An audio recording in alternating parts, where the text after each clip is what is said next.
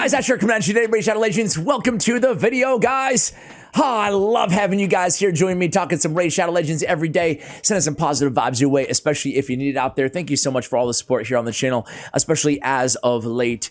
It's been appreciated, been noticed, and yeah, I'm really enjoying myself, even though there's plenty to complain about in the game. As always, we're playing Raid Shadow Legends after all. I have a hell of a lot of fun talking about it with you guys. Anyway, I released a video. Really a stupid video, but I like doing them anyway. The best overall champions, right? The best champions in every rarity from common to mythical. And as soon as I stopped recording that one, the best mythical, I was like, did I make the wrong choice there? Spoiler alert, I went with Star Sage Galathyr.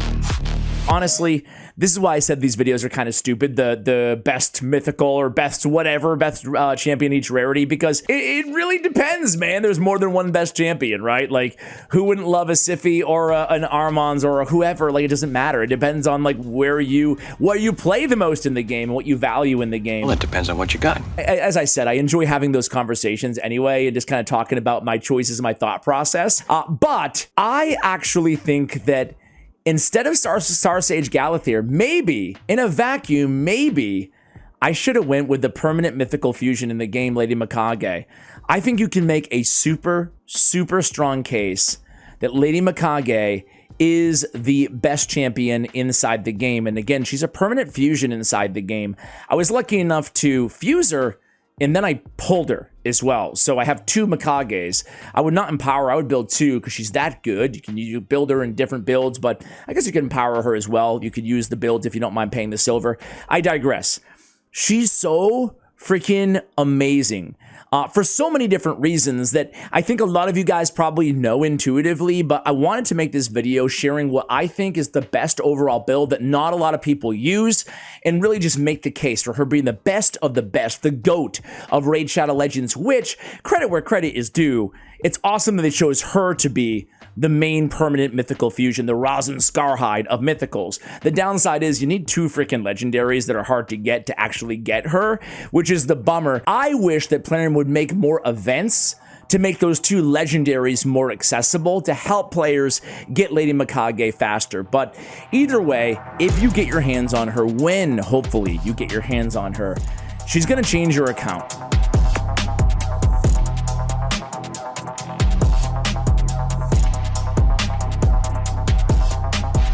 Why do I think she's the best? First of all, base stats are insane.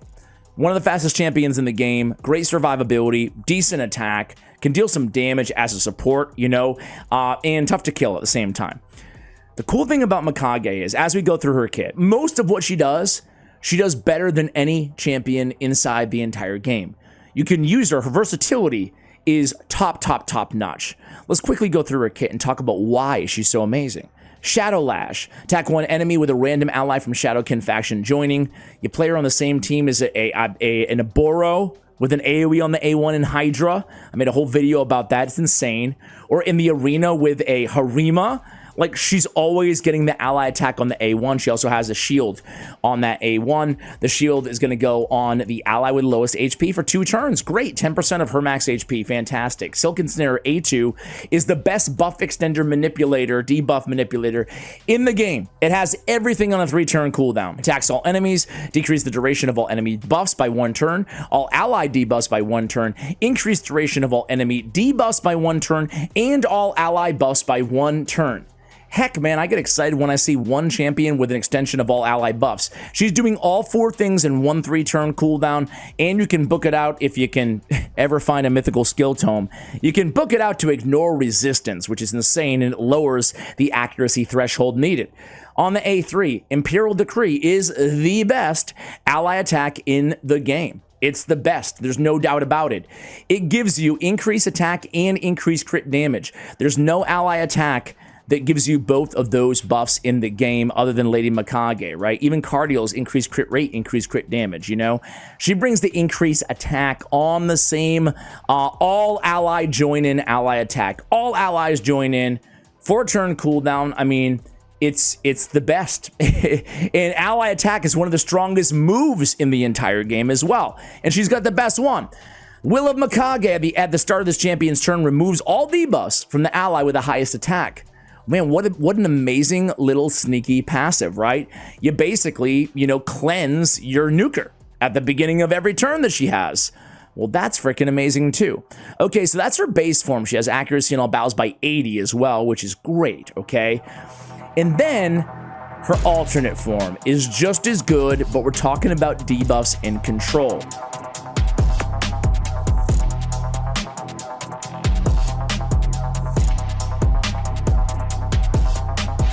On the A1, she's got a sleep, decreased turn meter at the same time. So 100% sleep on the A1, it's great. It's a bit different than a Siffy, but it's comparable, especially in areas like the arena. Of course, you can resist it, but we can also book it for ignore resist. We have the A2, it's an AoE stun and a turn meter decrease by 30% on a 3-turn cooldown. I mean, an AoE stun and the decreased turn meter, what an amazing control ability. Doom of Yakai is a 4-turn cooldown, increase accuracy on all allies, remove buff from all enemies, place the big version of Weaken on all enemies for 2 turns. On the demonic glower at the start of this champion's turn, decreases the turn meter of the enemy with the highest attack by 15%. So now just by taking a turn, we're also adding another little element of control by neutralizing, or at least, slowing down, excuse me, the turn meter of the ally with the highest attack. Oh my gosh, dude, what doesn't she do? Cool thing is she's a perfect counter to Warlords and Yumekos in the arena, right? Because they go first, who cares? We come back the second, we change forms, in the arena against lockout champions, and we simply stun them, and we buy time for our team to catch up, right? We're neutralizing their nuker, we're sleeping after that, we're removing their buffs, replacing the weaken, increase accuracy. We've already went through the kit.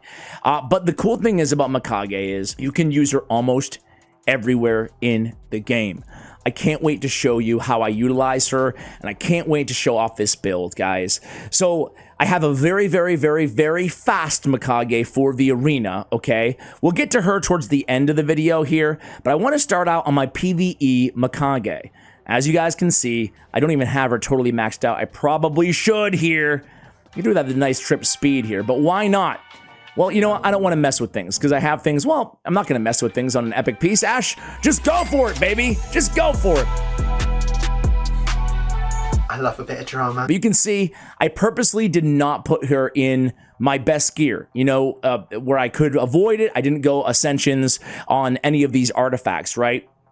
Just to show you that the threshold here isn't sky high, but her in a 9-piece protection is busted. It's busted, right? I love it. We get all the stats, the resistance, the speed, the HP, and then we get the protected buffs, right? She's bringing, obviously, the increased attack, which is nice, and the increased crit damage, but the allies deal 5% more damage for each buff placed by the wearer. I mean, in PvE environments, right? Granted, again, it's an A3, and we're placing 2 buffs, right? So I don't want to overstate it, but that 10% extra damage that we're going to be getting out of the 9-piece, when you pair her with like a newt, it's super significant, right? Plus, the buffs are protected to begin with. So I love it, but of course, there's so many different ways that you can build her. You can just go max, obviously, accuracy in the arena and speed. You can go for a 4-piece Merciless with a reflex. You can go reflex if you want to, or I should say reflex, if you want to use her to basically consistently use the A2 and the A3 and not even change forms, right? And extra turns, even a Relentless if you want to. Extra turns to get more A1s if you're going to be pairing her with an Oboro or another Shadowkin champion. So there's so many different ways that you can use her. I have her in Phantom Touch here because she's my MVP, my all-star for Fire Knight, which I'm going to show you. My best Fire Knight team. It's super fast. It's reasonable. None of the champions are in like just insane god tier gear. Are you serious? This is torture. Here's the masteries that we have on her for PvE. I will move out of the way so you guys can go ahead and see, but pretty basic here. We have Life Drinker, a little bit of healing in there. We have War Master for a little bit of damage, and then we go down defense with the Retribution and the Deterrence. I like having Retribution and Deterrence because your A1s are so valuable on both forms, right? So there we go, guys. That is the first build. I'll show you the arena build in a moment here. Total stats are going to be 70k, 3500, 3600, 94, 146 on the crit rate, crit damage, 312, we want her fast, and some accuracy, 365. We don't have to kill ourselves trying to get super sky high on the accuracy. We just want enough to make sure, obviously, we're landing the buff and the debuff manipulation on that A2.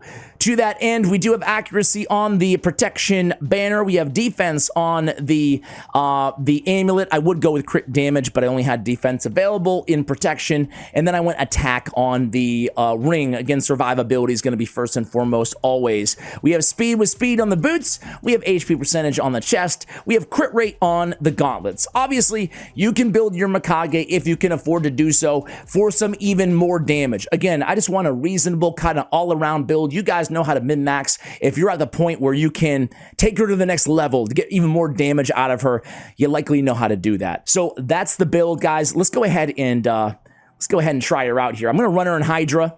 I'm going to do a little bit of arena, but I got to start out with Fire Knight, right? Fire Knight, stage 10.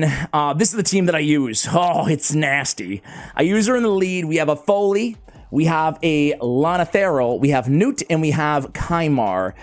Here is the team setup really quickly. Mikage here, we're going to be using Imperial Decree as the opener, not using it on round 2, and on round 3, going to be leading in with Imperial Decree, her ally attack.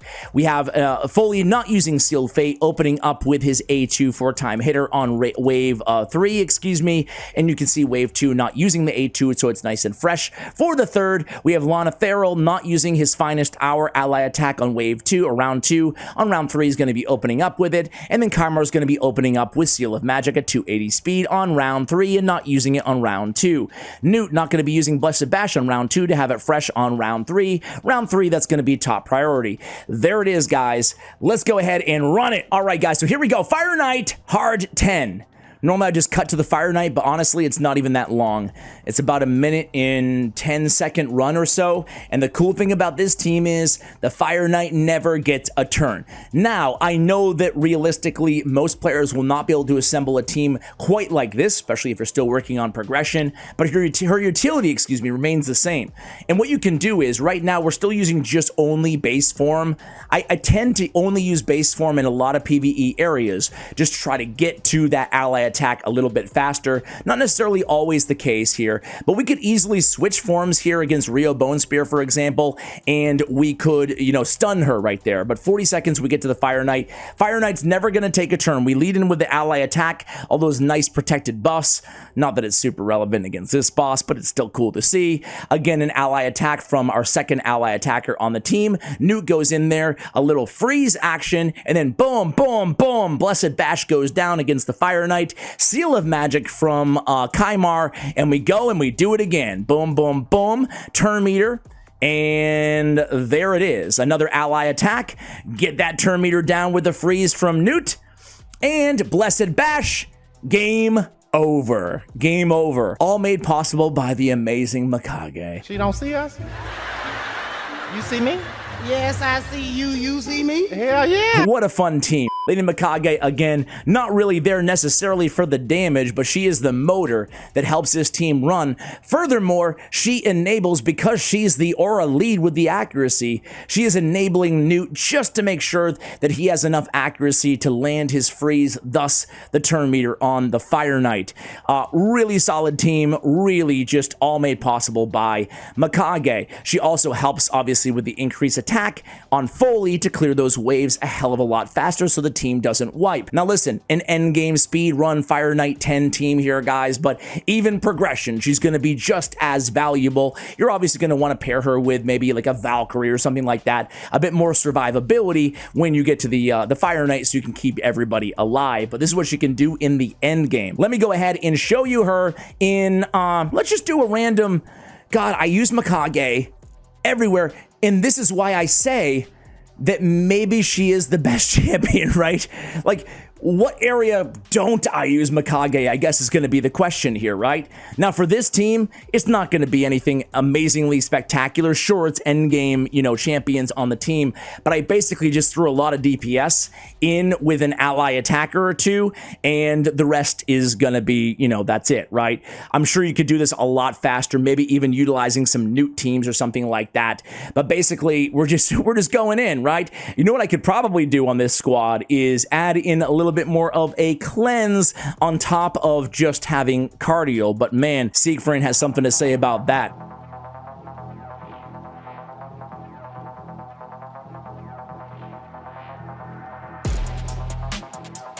He's like, boom, with that Rage of Nephilim ability. There goes the Juggernaut, and there it goes. Just the most competent ally attacker, obviously enabling a Turvolts to a certain extent, and more importantly, a Siegfried to hit really hard with that increased attack on the ally attack.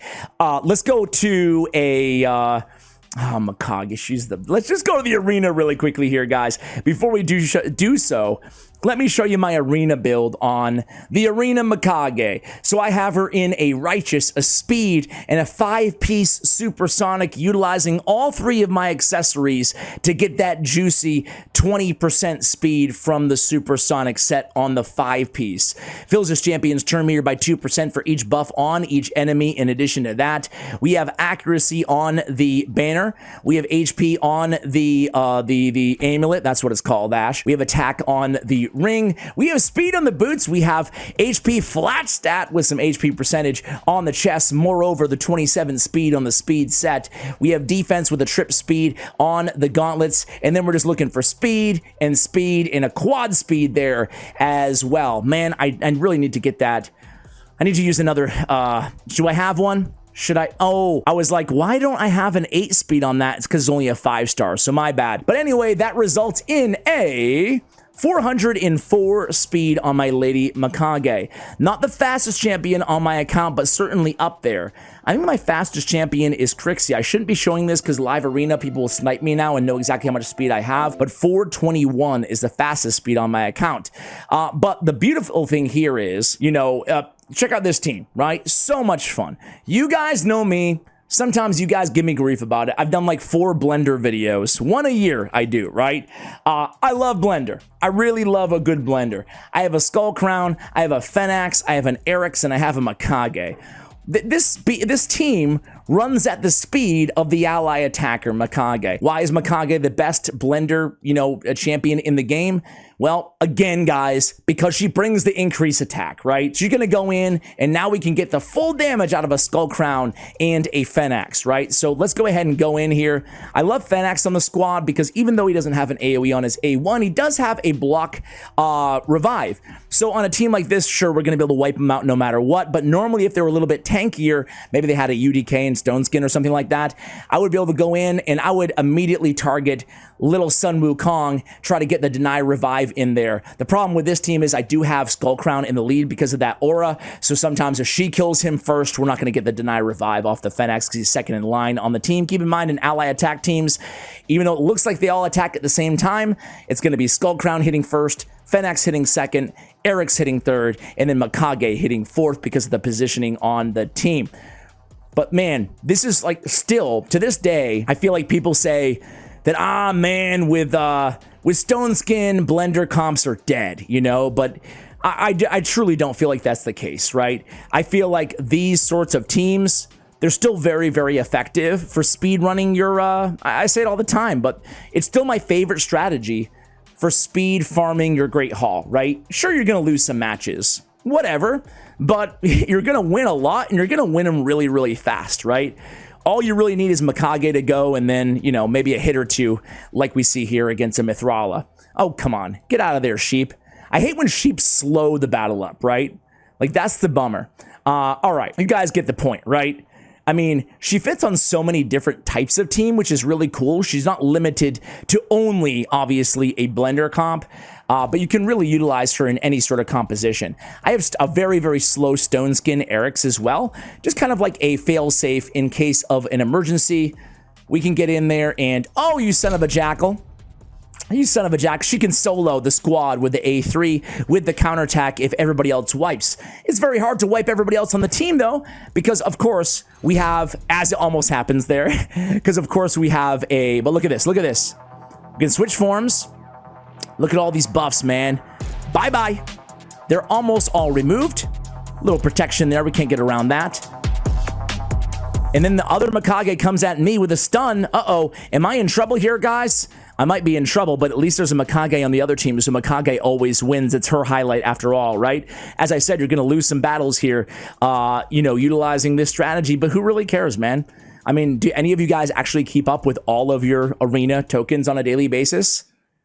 I don't. Let's go against a little bit of a tankier team here, though. We're not very high, but I'm just looking for something a little bit more meta. But this is what I would do, man. With Mikage, if I didn't have my Great Hall all the way farmed, dude, I would just like chill, low gold 5 or wherever makes sense for your account, and just use this comp and just, it doesn't even have to be these champions. Obviously, you can just go in with the A2 of Eric's as well. Maybe I would have won that last one had I done that instead. But it's super effective. She's really, really good in the arena. You can use her. I mean, I don't use her in just Blender, as I said. I use her in live arena all the time, as a really, really good control champion against lockouts, as I mentioned earlier, right? Is there a lockout here that I can show you guys just to kind of prove the point? Is there? Yeah, here's a Warlord. I'm not sure if they're going to go first, but this is perfect, right? Now, normally, it wouldn't be in a Blender, but hopefully it works anyway. They go first. They're going to lock me out with Warlord. Here he goes. Oh, he goes A2. Come on, man. Well, you guys get the point. He locks me out. I go in the second form. That time we denied revive on Sun Wukong. He'll never come back. Nothing to worry about there. Gonna deal with Armands. That's gonna be annoying. No, it's not. All right, there it is. Game over. But yeah, man, there's a lot of utility. She's one of the best arena champions out there in the game. I see her all the time. To be fair, I have not played live arena in a bit. Probably a month. I'm taking a little break because it is a grind, a slow grind. But I'm still 516 in the world, and I still use Mikage all the time. She's one of my most used champions in live arena, in endgame arena. She's amazing. Guys, let's go ahead and go to Hydra Clan Boss here, and I'm going to do the entire run. Full auto the entire run, and we'll see what we can do. All right, Hydra Brutal, guys. I'm going to run around this team right here. We've got we've got Mikage, right? But of course, we have a Michinaki. We want another Shadowkin champion on the same team. I love having another Shadowkinner there, so he's always Shadowkinner. Whatever. So he's always going in with that A1 and landing more burns. Why not, right? We have Michinaki. He's going to be placing the decreased defense. He's going to be bringing the Hex on the team as well. I'll show you really quickly the team setup here so you can see, especially as it pertains to Mikage. I like to only use her in her base form unless you really need the weaken. Of course, don't be afraid to use the weaken if you want to, but the weaken, do keep in mind it is on a 4-turn cooldown, and on this Mikage, my PvE, I actually don't have her booked yet, so it's on a 5-turn cooldown. For that reason, I'm keeping her in her base form. Her base form is still just broken everywhere in the game. I'm going to be using a Siphi, a Krisk, a Grazer, a Michinaki, and a Wall Master, and we'll see what kind of damage this team can put out. Full auto the entire way. I'll come back at you guys at the end of this battle, and we'll see how we can do. Notable, though, we do have a few like buff extenders on this team, so we're going to be just chock full of buffs the entire battle, and they're all going to be protected because I have Siphi also in a protection set. Guys, I'll come back to you guys at the end of this battle. How do you think we're going to do? Over, under, I don't know. Full auto, over, under 600 million, I'll put it. 650 million damage. We'll see soon enough. Be right back. Oh, guys, we are so close here. We're at 642 million. I think we're going to clear it. What about you guys? I called it 650, and we were right on the nose, or really, really close at least, right? Certainly not going to battle with the top world record scores or anywhere near that, but still, it's nice and easy for a full auto team. And the cool thing is every one of these champions is totally replaceable, right? On the team in terms of like an enemy max HP champion, a reviver on the team, some provokers on the team. Well, you guys can see the squad. You know what's being thrown at you here. So let's see, 650 million. There it is. We've surpassed it. And let me know, guys, as we wrap up this video, let me know if you think I've made a pretty compelling case here on Lady Mikage. Let me actually pull her up on hellhades.com here, and let me look at her area rankings and what they give her as well, because it's gotta be like all 4 and 5 stars, wouldn't you say? Like, I've shown you a few areas that you can use her, Shogun and whatever, Hydra, Arena, Fire Knight. But think about everywhere else, right? They give her a 4.5 out of 5 on her base form. To me, she like I'm really splitting hairs here, but to me, she's a no-brainer 5 on her base form. Like, you can't even, like, you know, she's a no-brainer 5. She's the best at ally attack, the best on the buff extension, right? Look at her areas. This is her base form. 5 out of 5 clan boss, Hydra, Fire Knight.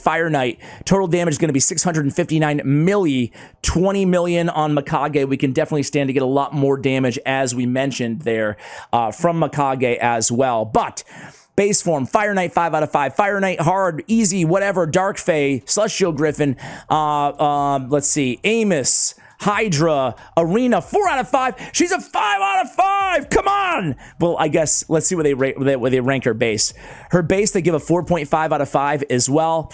They give her Spider 5 out of 5, Spider hard 5 out of 5 with the stuns. Fire Knight hard 5 out of 5, Dark Fae, Eternal Dragon. I mean, you name it. Then they give her a 4.5 in the Arena. That's a little bit more like it. Let's take a look at her win rates. It's hard to read too much into the win rates. You really want to look at the pick rates as you get higher and higher, right? Because the pick rates tell the full tale.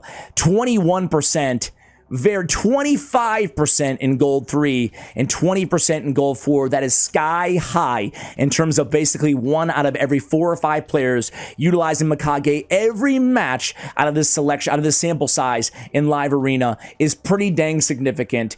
Mikage is the best. She is the GOAT. Let me know if you agree. Are you with me? Thanks for watching until the end of the video. Either way, send us some love again your way. Much love, and as always, take care, guys.